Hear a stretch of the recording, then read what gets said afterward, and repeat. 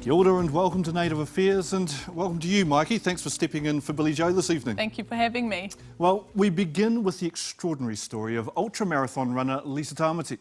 Lisa's forged a career running massive distances across the most hostile of environments, including the Sahara Desert, the Australian outback and the Himalayas. Now she has a new challenge. At age 47, she and her fiancé, Hazley O'Leary, are trying to have a baby. She knows as well as anybody that at her age it's a long shot, but in our interview with her tonight, she displays incredible honesty and emotion about the journey she and Hazley are on, and this, the race of her life.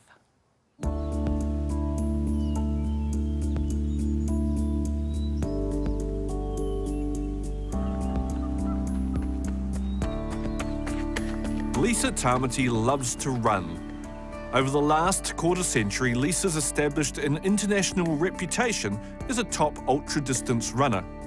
But it comes with a lot of pain. I don't like pain, I don't like suffering, but I'm not going to let that stop me from experiencing me and my world and having adventures. Adventures like crossing the Libyan desert. And that really pushed me to my absolute limits physically, my kidneys and things like that, dehydration, and the weight of the backpack. A whole lot of problems that came out of that. Lisa's Austrian partner was also running, and he decided to do a runner. We were all very, very dehydrated. And to be fair, he was a bigger bloke and he was suffering more and he wanted to move faster. In the middle of this desert, he decided to have a big domestic with me and left me in the middle of the desert. So, yes, my relationship, 5-year-long relationship, broke up in the middle of this very serious undertaking. And I didn't know whether he'd survive or I'd survive.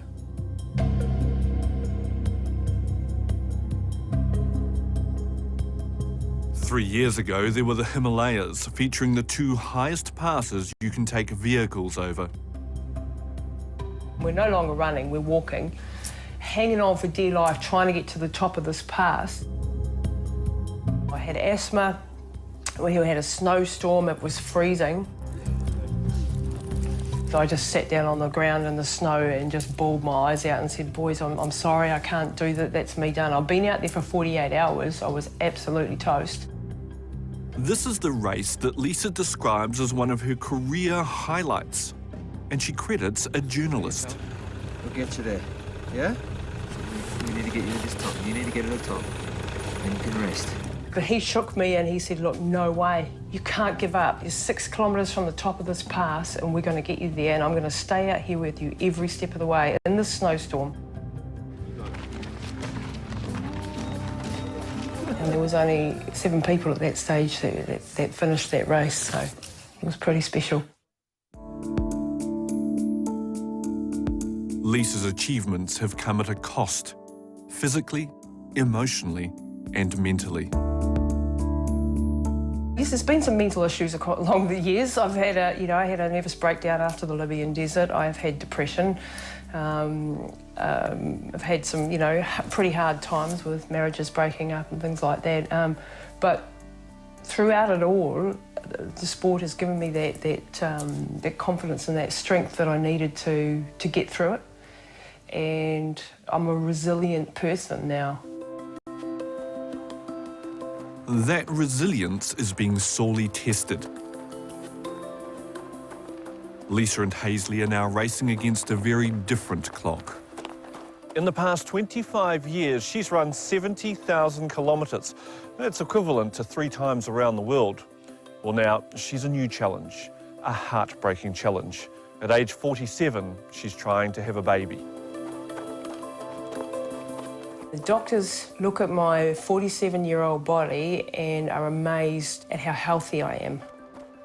I've always thought, yes, I'll grow up and I'll have children, and I always wanted to have it in the perfect circumstances, married with the white picket fence, and of course my life never really led to that, and I had an interesting life and it never all came together.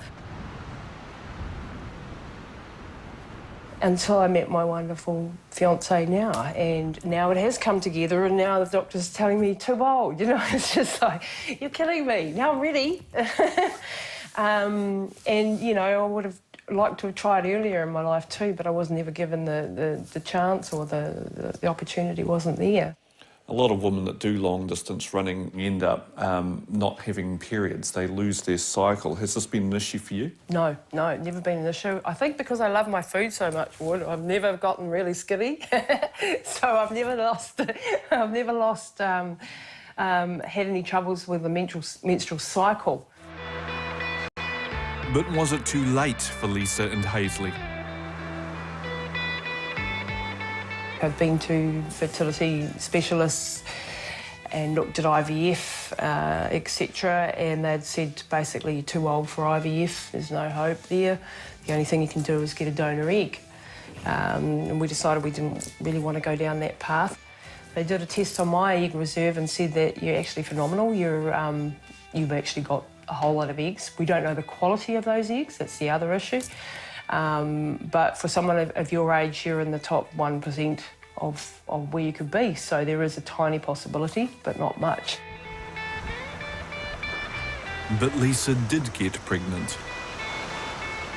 Then I did defy the odds and got pregnant, and was ecstatic, absolutely ecstatic.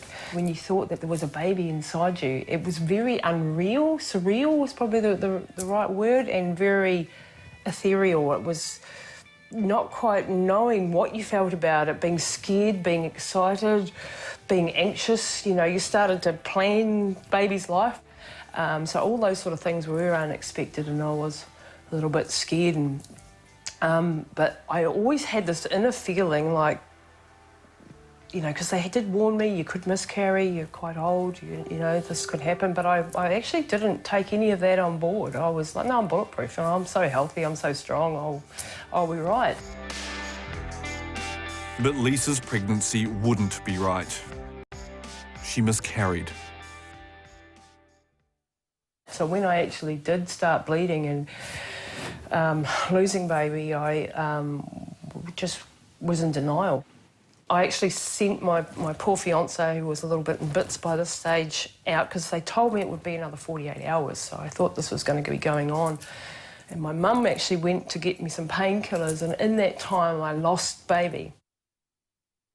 And no one was there to share that moment. And it was really quite a hard moment to get through. And then I had this wonderful midwife come in. And she came in and she held my hand and she said to me, just, baby's here in the room with you. Baby's spirit is with you. And just let baby go. She gave this unborn child, it was only the size of a whatever, it just gave the dignity that, that I needed somebody to give my baby.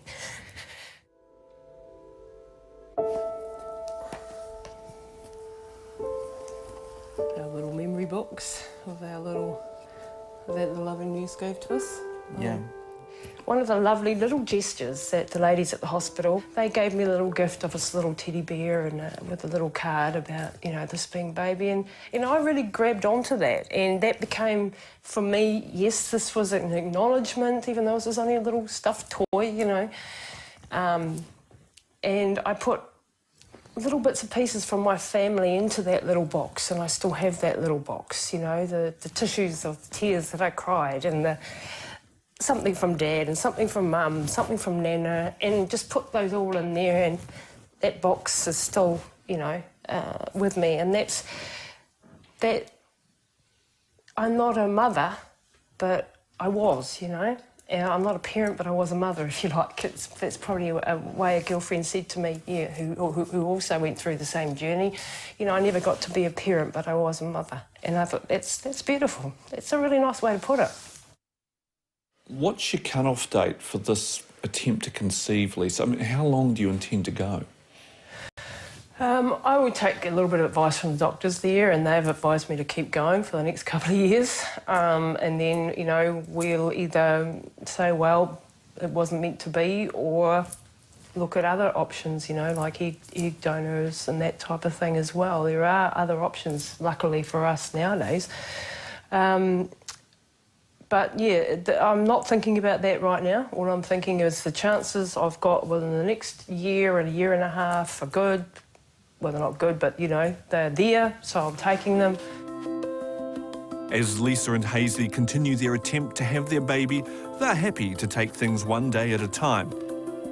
In fact, they're treating it a little like a race day.